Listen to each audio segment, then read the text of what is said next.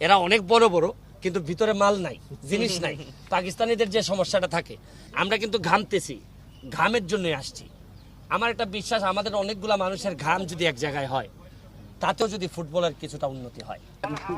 যে পরিমাণ ঘামছি, এই যে পরিমাণ ঘাম বেরোইছে, এই অনুযায়ী গোল হবে আজকের ম্যাচে ইনশাআল্লাহ। শুনেন, আপনারা যে বারবার আমাদেরকে তারকা বলতেছেন, এতে আমরা কিছুটা বিব্রত। আমি কিন্তু তারকা হইতে গেলে যতটুকু উপরে থাকতে হয় ততটুকু উপরে অন্তত আমি নাই। আমার বিশ্বাস যে আয়মান বা রাফসান, আসান, আমরা সবাই হচ্ছে কি অল্প অল্প করে মানুষের জন্য কাজ করার চেষ্টা করি। এইটারই অংশ। আমরা কেউই কিন্তু প্রফেশনাল ফুটবলার না। এখানে ফুটবলের উন্নয়নে আমরা এখানে আসছি এবং ভালো লাগতেছে যে আমি আর আসান হাবিব, ব্যারিস্টার আসান হাবিব, আমরা লন্ডনে থাকতে পাকিস্তানের বিরুদ্ধে বাংলাদেশের প্রতিনিধিত্ব করছিলাম। আপনারা জেনে খুশি হবেন যে পাকিস্তানে আমরা 5-0 গোলে হারাই।